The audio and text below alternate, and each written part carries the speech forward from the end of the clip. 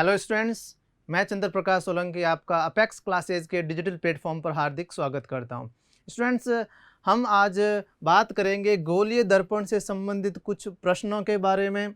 ठीक है, गोलीय दर्पण से संबंधित हमने लास्ट क्लासेज के अंदर बात की थी, दर्पण सूत्र और आवर्धन से संबंधित बात की थी, और उन्हीं से रिलेटेड आज हम क्वेश्चंस करने वाले हैं। नेक्स्ट प्रश्न करते हैं। देखिए, अमन सेविंग के लिए अवतल दर्पण का उपयोग करता है। अवतल दर्पण का उपयोग करता है, ये नहीं भी दे रखा होता है इन्फॉर्मेशन, तो भी हमें ये प्रश्न में अवतल दर्पण ही मानते, बिकॉज आप खुद को मालूम है शेविंग के लिए अवतल दर्पण ही यूज में लेते हैं। उत्तल दर्पण तो ले नहीं सकते, चेहरा और छोटा हो जाएगा, तो वो कोई यूज में नहीं आएगा। हमें अपना कॉमन सेंस लगाना है ऐसे केस में, ठीक है कि नहीं। कह देगा कोई अपने गाड़ी के साइड व्यू मिरर से देख रहा है, तो ऑब्वियस सी बात है उत्तल दर्पण होगा, है ना। तो ये चीज़ें अपन को ध्यान में रखनी है। कह भी सकता है प्रश्न, नहीं भी कह सकता है, तो भी अपन को मानना पड़ेगा। अवतल दर्पण का उपयोग करता है, वो अपना चेहरा दर्पण से 25 सेंटीमीटर की दूरी पर रखता है। अपना चेहरा मतलब वो वस्तु हुई जिसका उसको इमेज बनाना है, तो वो अपना चेहरा इससे 25 सेंटीमीटर दूरी पर रखता है दर्पण से। इसका मतलब ये क्या हुई, यू, ये तो यू का मान हो गया, दर्पण से 25 सेंटीमीटर की दूरी। तो यू होता है -25 सेंटीमीटर, और एक छवि मतलब प्रतिबिंब बनाता है जो 1.4 गुना बड़ा होता है। अब ये मत पूछना किससे बड़ा होता है, ऑब्वियस सी बात है प्रतिबिंब बिंब से ही तो बड़ा होगा। छवि जो है, छवि मतलब प्रतिबिंब जो है, बिंब से ही तो बड़ा बोल, उससे ही तो तुलना की जाएगी। तो ये 1.5 गुना बड़ा है। तो मैंने कहा ना, ये क्या दर्शाता है, एम हो गया 1.5। ये हमको दर्शाता है m का मान 1.5 गुना बड़ा है। ठीक है, तो ये m का मान हो गया। अब हमें देखना m के चिन्ह के बारे में। तो m का जो चिन्ह है, ज़्यादातर बच्चे फटाफट माइनस कर देंगे, बिकॉज उनको मालूम है अवतल दर्पण है, वास्तविक प्रतिबिंब बनता है, और वास्तविक के लिए माइनस का चिन्ह होता है। पर आप भूल रहे हैं, अवतल दर्पण में आभासी भी बनता है और वास्तविक भी बनता है, दोनों ही बनते हैं। तो यहाँ पे प्लस भी हो सकता है, माइनस भी हो सकता है। उत्तल के केस में फिक्स है, वहाँ पर हमेशा क्या होगा, प्लस ही होगा, क्योंकि वहाँ पे आभासी बनता है। इसमें माइनस प्लस को कंफर्म करके देखते हैं क्या होना चाहिए, माइनस या फिर प्लस। तो आप खुद देखिए, अगर आप चेहरा सेविंग के लिए हम यूज़ कर रहे हैं मिरर को, तो हम अपने आप को इस ऐसी जगह पर ले जाएंगे ताकि हमें हमारा चेहरा सीधा दिखाई दे। नहीं देखो, जहाँ तक वास्तविक होगा वहाँ पे उल्टा दिखाई देगा, और इस केस में जहाँ आभासी होगा वहाँ सीधा दिखाई देगा। तो हम यही तो चाहेंगे, उस जगह पे खड़े होंगे जहाँ पे हम अपना चेहरा सीधा देख सकें। हम सेविंग कर रहे हैं, हमारा चेहरा तो उल्टा पड़ा है, तो हम कैसे सेविंग करेंगे। तो वो कंडीशन सेविंग की नहीं है, वो स्थिति नहीं है वहाँ पर सेविंग के लिए। तो हम हमेशा अपना चेहरा सीधा रखते हैं, सीधा रखेंगे तो ही वो तो कर पाएंगे। तो इसका मतलब है इस कंडीशन में सीधा रखा हुआ है चेहरा, सीधा मतलब प्रतिबिंब सीधा दिख रहा है अपन को, हम अपने आप को सीधा देख रहे हैं दर्पण के अंदर, सीधा देख रहे हैं। इसका मतलब प्रतिबिंब कैसा बन रहा है, आभासी। ये कंफर्म हो गया, इसके लिए सीधा है बनना चाहिए प्रतिबिंब, तभी हम अपना शेविंग का काम कर सकते हैं। और सीधा बना है, और इसका मीनिंग दर्पण प्रतिबिंब सीधा बना है, इसका मतलब है आभासी बना है। और आभासी के केस में m प्लस होता है, माइनस आप खुद देख लीजिए, m हमेशा प्लस होता है आभासी के केस में। ठीक है, तो इसलिए मैंने प्लस चिन्ह यहाँ पर लगा दिया। दर्पण की फोकस दूरी आपको ज्ञात करनी है, फोकस दूरी f ज्ञात करनी है। दर्पण सूत्र लगाने से पहले देखिए, दर्पण सूत्र में हमें v गायब है इसमें, तो हमें सबसे पहले v का मान निकालना पड़ेगा आवर्धन के सूत्र से, और फिर v आ जाएगा, उसके बाद में हम फोकस दूरी भी ज्ञात कर लेंगे। ओके, स्टार्ट करते हैं, फिर अपन आवर्धन से स्टार्ट करते हैं। m बराबर -v/u। ठीक है, m का मान था 1.4, v का मान निकालना है, और u का मान माइनस का 25 सेंटीमीटर। माइनस माइनस हो गए प्लस, v गया उधर, 25 गया उधर, तो 1.4 गुणा 25 सेंटीमीटर लगा दो पीछे, धनात्मक ही होगा। ठीक है, इससे हमको v मिल गया। अब v मिलने के बाद में हम बात करेंगे दर्पण सूत्र की, 1/f बराबर 1/v प्लस 1/u। 1/f, इस बार f नहीं दे रखा है, कोई बात नहीं हुई इसके बारे में कि f है फोकस दूरी, वो तो निकालनी है, तो इसके लिए हमको कोई चिन्ह नहीं रखा इसका। v का मान 1.4 गुणा 25 और u का मान माइनस में है तो ये प्लस माइनस माइनस हो गए, कितना हो गया 25,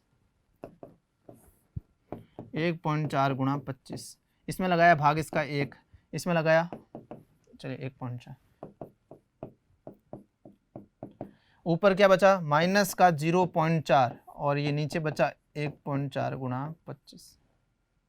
डेसिमल से डेसिमल कैंसिल हो गया, कैंसिल। अब देखें 1/f बराबर ऊपर कितना बचा है माइनस का 2 और नीचे 25 गुणा 7 175।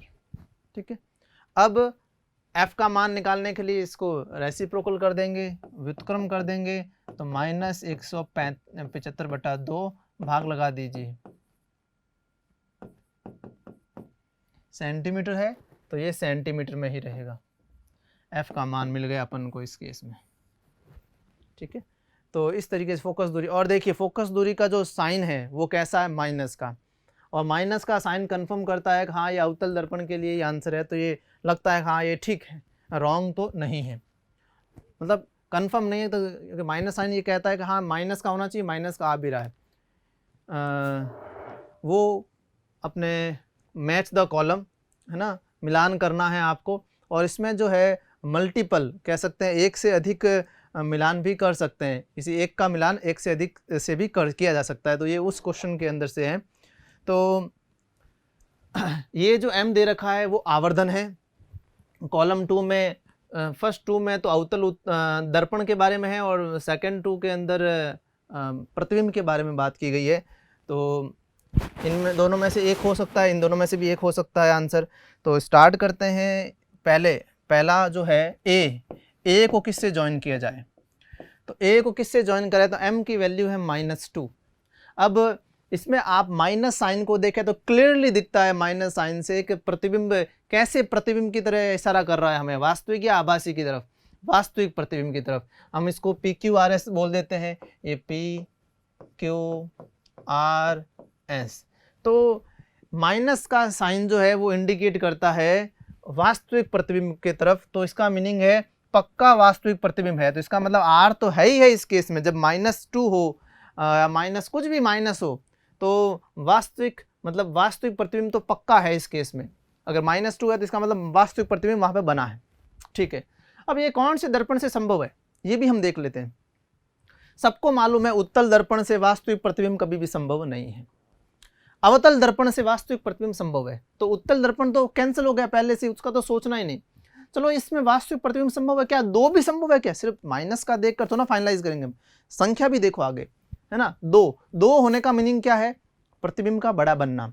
क्या इस केस में प्रतिबिंब बड़ा भी बन सकता है क्या अवतल दर्पण के अंदर? यस, अवतल दर्पण में वास्तविक भी बनता है और बड़ा भी बन सकता है प्रतिबिंब, ये दोनों ही पॉसिबिलिटी है। तो इसका मीनिंग है अवतल दर्पण में वास्तविक भी हो, माइनस का भी इसमें सेट हो रहा है, और 2 बड़ा भी बनता है, इसके अंदर वास्तविक और बड़ा बनता है, तो ये Q भी इसके अंदर संभव है। चलिए A को हमने क्लियर कर लिया।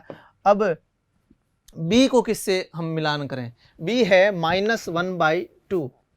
तो माइनस का साइन फिर से क्या हमें बताता है, माइनस का साइन फिर से हमें वास्तविक प्रतिबिंब बताता है, वास्तविक प्रतिबिंब बनेगा ही बनेगा, इस केस में माइनस है। ठीक है, फिर उत्तल दर्पण यहाँ पर कैंसिल हो गया, बिकॉज उत्तल दर्पण के अंदर वास्तविक कभी बन ही नहीं सकता, तो आगे संख्या देखने से क्या मतलब है ना, यहाँ पर ही कैंसिल हो गया। दोनों ही शर्तें माननी होगी इसको, तो उत्तल दर्पण तो संभव ही नहीं। अब अवतल दर्पण में क्या संभव है क्या, माइनस, यस वास्तविक होता है अवतल दर्पण में। फिर हाफ का मीनिंग है 1/2 का मीनिंग प्रतिबिंब का छोटा बनना। तो आप देखें अवतल के अंदर प्रतिबिंब छोटा बनता है, वास्तविक के साथ साथ छोटा भी बनता है, तो -12 इसके अंदर संभव है, वास्तविक और छोटा बनने की कंडीशन अवतल दर्पण के अंदर है। यस, तो Q भी इसके अंदर संभव है। C को किससे मिलान किया जाए, C को आप फिर से देखें तो C है +2, प्लस चिन्ह क्या बताता है, आभासी प्रतिबिंब, तो प्लस, तो इसको हम किससे ज्वाइन करते हैं, S से, आभासी प्रतिबिंब बनेगा। फिर बात करें, अब आभासी की होड़ के अंदर दोनों ही है, उत्तल दर्पण भी है अवतल दर्पण भी है। उत्तल दर्पण में भी आभासी बनता है, हमेशा ही बनता है उत्तल दर्पण में तो आभासी, अवतल में भी एक कंडीशन ऐसी है जिस केस में वो आभासी बनता है। बट अब इन दोनों में से कौन सा इसके अंदर होगा, या दोनों ही होंगे, देख लेते, दोनों ही होंगे, दोनों ही लिखने पड़ जाएंगे। तो सबसे पहले उत्तल दर्पण की बात करता हूं मैं। उत्तल दर्पण में आभासी संभव है, प्लस के लिए क्लियर कर गया ये। अब दो संभव है क्या उत्तल दर्पण में? दो का मतलब है प्रतिबिंब का बड़ा बनना। आप खुद ही देखिए, उत्तल दर्पण में हमेशा आभासी बनता है और साथ में हमेशा छोटा बनता है। आभासी के साथ हमेशा छोटा बनने का मतलब है कभी भी दो नहीं आएगा, ये तो मान तो एक से छोटा छोटा आएगा, है ना। इसका परिमाण जो है m का हमेशा एक से छोटा होगा। किसके लिए? उत्तल दर्पण के लिए, क्योंकि हमेशा उत्तल दर्पण में आभासी और छोटा बनता है।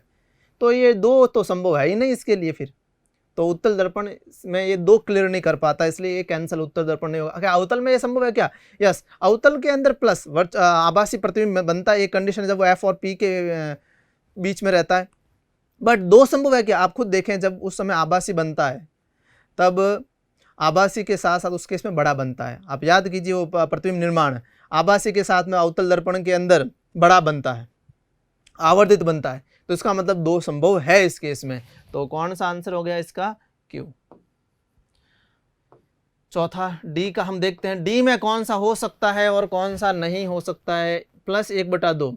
तो फिर से देखो, प्लस चिन्ह क्या बताता है? आभासी प्रतिबिंब को बताता है। तो फिर से इसमें ऐसा आंसर आ गया।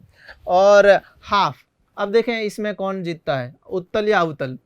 तो अवतल दर्पण की बात करें, इसमें आभासी बनता है, मैंने कहा था आभासी के साथ बड़ा बनता है, तो बड़ा बनता है इसके लिए, क्योंकि बड़ा बनता है तो हाफ कैसे हो सकता है, 1/2 कैसे हो सकता है, एक से छोटा कैसे हो सकता है? आवर्धन का मान, आवर्धन का परिमाण एक से छोटा कभी भी अवतल दर्पण के लिए नहीं हो सकता।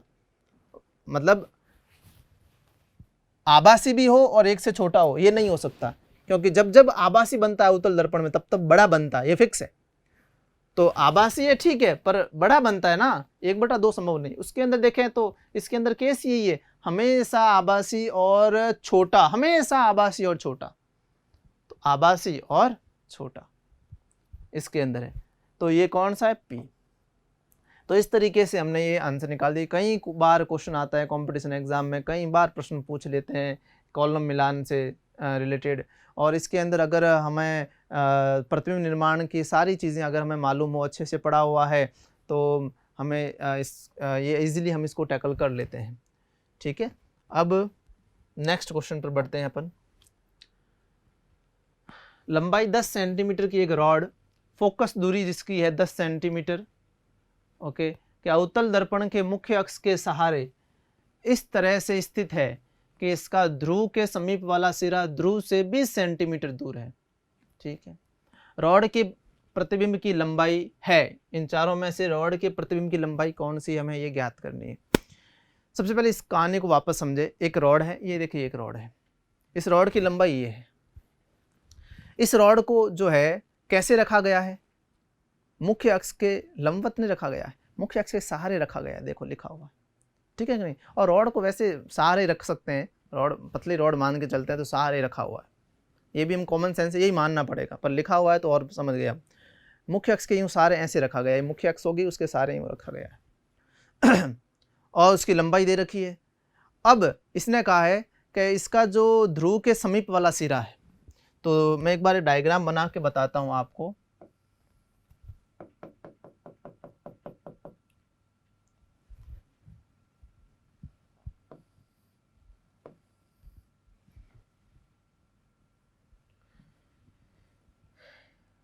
ये फोकस हो गया यहाँ पर,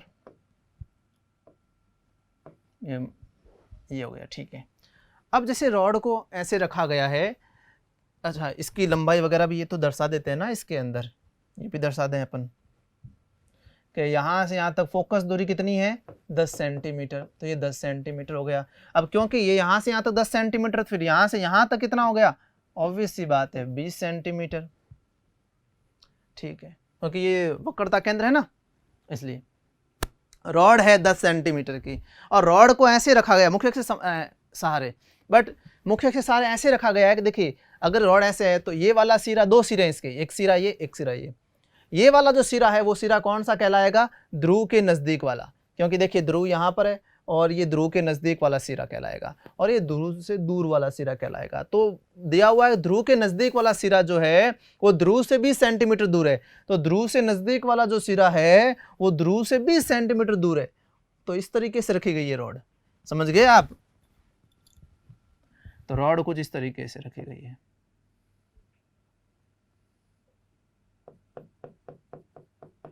ये ध्रुव के नजदीक वाला सिरा ध्रुव से 20 सेंटीमीटर दूर है, क्योंकि 20 सेंटीमीटर मुझे मालूम है कहां पर आता है, वक्रता केंद्र पर आता है, इसलिए एग्जैक्टली वक्रता केंद्र पर रखा और बाकी वाली रॉड उस तरफ। ठीक है ना? ये 10 सेंटीमीटर की है, ये आपको मालूम है।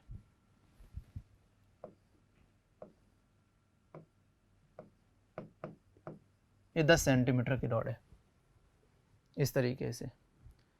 ठीक है, ये हमारी कहानी है पूरी। अब हमें क्या करना है, हमें ये जो रॉड दे रखी है, इस रॉड की, इस छड़ की जो है प्रतिबिंब की लंबाई निकालनी है। अच्छा, छड़ का प्रतिबिंब कैसे बनाए? देखिए, यूं नहीं हम हर एक बिंदु का प्रतिबिंब बनाते रहेंगे, ऐसा हम नहीं करते। सीधी सी बात है, देखिए मुझे छड़ के प्रतिबिंब की लंबाई चाहिए, किसी भी चीज़ की लंबाई चाहिए, छड़ की लंबाई चाहिए। तो अगर मुझे 2 एंड मिल गए, मुझे मालूम चल गया एक एंड कहाँ पर है, ये एंड कहाँ पर है, और अगर 2 एंड मिल गए तो उन 2 एंड के बीच की जो मैं दूरी निकाल दूं, 2 सिरों के बीच की अगर मैं दूरी निकाल दूं, तो वो उस छड़ की लंबाई हो गई। तो इसी तरीके से मुझे छड़ के प्रतिबिंब की लंबाई ज्ञात करनी है। तो मुझे सिर्फ प्रतिबिंब, पूरे प्रतिबिंब से कोई मतलब नहीं है, मुझे उस प्रतिबिंब जो छड़ है, उस छड़ के प्रतिबिंब के 2 सिरे कहाँ बनेंगे वो मुझे बता दीजिए, या हम वो निकाल देंगे। तो कि भाई सिरे, एक सिरा यहाँ बना प्रतिबिंब का, छड़ के दूसरे सिरे का प्रतिबिंब यहाँ बना, बस ये 2 चाहिए। इनके मुझे पता है इन दोनों के बीच में ही तो छड़ है, तो ये इन दोनों के बीच की जो दूरी है, जो लंबाई है, उसे ये तो हम क्या बोलेंगे, छड़ की लंबाई कहेंगे ना भैया। तो ये हो जाएगी छड़ की लंबाई। आप देखो कैसे उन दोनों एंड को निकालना, प्रतिबिंब के दोनों एंड को कैसे निकाला जाएगा वो आप अभी देख लें। तो देखिए यहाँ पर ये छड़ के 2 एंड है, अब इन्हीं दोनों एंड के क्या निकालना है, प्रतिबिंब ज्ञात करना है, इसमें दोनों एंड का प्रतिबिंब ज्ञात करना है। अब आप देख रहे होंगे कि एक एंड जो यहाँ पर है, वो एंड कहाँ पर है, ये वाला एंड। मैं एंड के नाम दे देता हूँ, इन दोनों सिरों के नाम दे देता हूँ। ये वाला सिरा ए और ये वाला सिरा बी। तो मैं पहले ए सिरे का प्रतिबिंब बनाता हूँ, हमें पता है हम सिर्फ सिरों का प्रतिबिंब बनाएंगे और उन दोनों ही प्रतिबिंब मिल जाएंगे, तो हमें उनके बीच की दूरी निकाल देंगे, तो वही छड़ के प्रतिबिंब की लंबाई है। पहले ए सिरे का प्रतिबिंब, तो ए कहाँ पर है, वक्रता केंद्र पर। और सबको मालूम है इस वाले दर्पण के लिए अगर वस्तु वक्रता केंद्र पर है तो उसका प्रतिबिंब कहाँ बनता है, वक्रता केंद्र पर ही बनता है, उतना ही बनता है, वास्तविक और उल्टा बनता है। तो इसका मीनिंग है इस अकेले का तो हमने बहुत इजीली क्या कहते हैं प्रतिबिंब बना लिया। ए का प्रतिबिंब ए डैश तो बहुत इजीली आ गया, ये आ गया ए डैश। ठीक है, बहुत आसानी से मिल गया हमको ये प्रतिबिंब। ठीक है, अब इसका प्रतिबिंब बन गया, क्योंकि सी पर है, सी का प्रतिबिंब सी पर ही बनता है, सी पर किसी वस्तु का प्रतिबिंब। अब बात करते हैं बी का प्रतिबिंब कहाँ बनेगा। तो बी का प्रतिबिंब हमें निकालना है। बी का प्रतिबिंब हम मालूम तो है, क्योंकि बी का प्रतिबिंब सी और एफ के बीच में बनेगा। कैसे? क्योंकि देखिए बी जो पॉइंट है वो सी से परे है, सी से परे होता है, उसका प्रतिबिंब बनता है सी और एफ के बीच में। तो पता है यहाँ पर कहीं बनेगा, पर एग्जैक्टली कहाँ पर बनेगा ये हम नहीं कह सकते। तो इसके लिए हमें सूत्र की आवश्यकता होती है, सूत्र से हम ज्ञात करेंगे। तो हमको बी को एक वस्तु मान के चलना है, एक बिंब मान के चलना है और उसका हम प्रतिबिंब निकालना है। तो बी कहाँ पर है वो हम सब निकाल देंगे अभी। तो देखिए सबसे पहले अब फोकस दूरी, क्योंकि मुझे सूत्र लगाना है, तो मैं पहले फोकस दूरी एफ बराबर कितनी है, -10। माइनस क्यों, ये आपको मालूम चल गया होगा, क्योंकि कौन सा दर्पण है, अवतल दर्पण, इसलिए फोकस दूरी माइनस। दूसरी कौन सी बात करते हैं इसके अंदर, हाँ यू। यू मतलब वस्तु की दूरी, ध्रुव से वस्तु की दूरी होती है वो यू। अब की बार वस्तु कौन सी है, बी, क्योंकि हमें बी का प्रतिबिंब चाहिए, इस सिरे का प्रतिबिंब चाहिए। तो बी कितना दूर है आप खुद देख लीजिए, ध्रुव से यहां से यहां तक 20, फिर यहां से यहां तक 10, टोटल 30 सेंटीमीटर दूर है ये, और वो भी माइनस का 30 सेंटीमीटर। ये 30 सेंटीमीटर दूर है बी, और उसका फिर बी डैश बनेगा। अभी कहाँ बनेगा वो हमें निकालना है, वी निकालना है। जहाँ वी आ जाएगा वहां पर मेरे में वी डैश मिल जाएगा। तो 1/f बराबर 1/v प्लस 1/u। ठीक है, अब करते हैं इस क्वेश्चन को।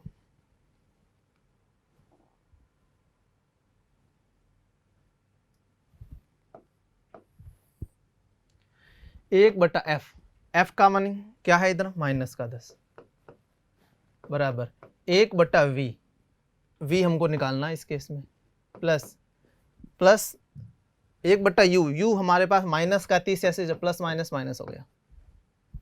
अब इसको इधर ले आइए, तो 1/v बराबर क्या होगा, ये जब इधर आ गया तो ये धनात्मक हो गया और ये अपने माइनस का ही पड़ा है।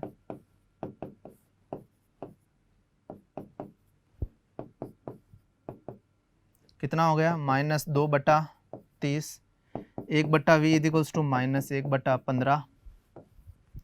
तो v इजिकल्स टू क्या हो गया, रेसिप्रोकल कर दीजिए, मतलब व्युत्क्रम कर दीजिए, -15 सेंटीमीटर।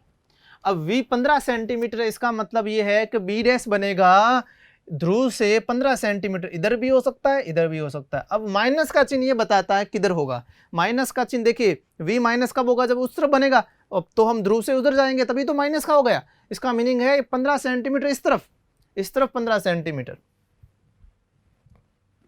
तो यहाँ से 15 सेंटीमीटर देखे तो यहाँ से यहाँ 10 हो गया, यहाँ से यहाँ 20 हो गया। हमें 20 तक नहीं जाना है ध्रुव से सिर्फ 15 सेंटीमीटर जाना, तो यहाँ पर कहीं।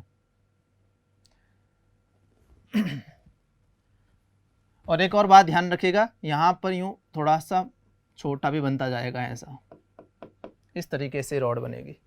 हमें इसकी जैसे थिन हो जाती है उसके ऊपर हमें नहीं जाना, हमें तो लंबाई निकालनी है। तो थिन इसलिए होती है क्योंकि आपको मालूम है इधर से जो भी होती है उसकी ऊंचाई थोड़ी सी क्या होती है, कम होती रहती है।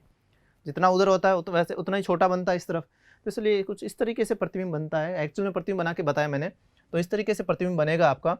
और हमें तो सिर्फ किस पर ध्यान देना है, लंबाई पर ध्यान देना है, ठीक है। तो ये b डैश बन गया और इसकी जो दूरी है वो कितनी है, यहाँ से यहाँ तक b डैश की कितनी मिली है हमें मिली है यहाँ से यहाँ तक 15 सेंटीमीटर।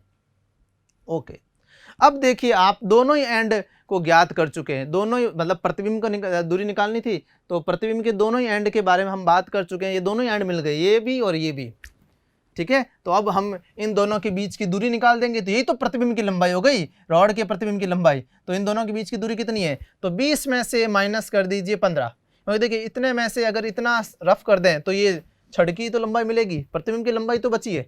तो 20 में से 15 माइनस करेंगे तो छड़ की लंबाई बचती है। तो हम कहेंगे रॉड की लंबाई के प्रतिबिंब की लंबाई, रॉड के प्रतिबिंब की लंबाई कितनी हो गई, रॉड के प्रतिबिंब की लंबाई 20 माइनस 15, 5 सेंटीमीटर। ओके, तो प्रतिबिंब की लंबाई होगी 5 सेंटीमीटर। देख लीजिए इनमें से कौन सा आंसर है, ये द आपका आंसर हो गया। तो इस तरीके से हमने रॉड के प्रतिबिंब की लंबाई निकाल दी। सब्सक्राइब करें हमारा Apex Classes Edutech YouTube channel, साथ ही बेल आइकन को क्लिक करना बिल्कुल ना भूलें ताकि आगे आने वाले सभी यूट्यूब वीडियोस की अपडेटेड नोटिफिकेशंस सबसे पहले आपको मिले। Apex Classes Edutech, subscribe now.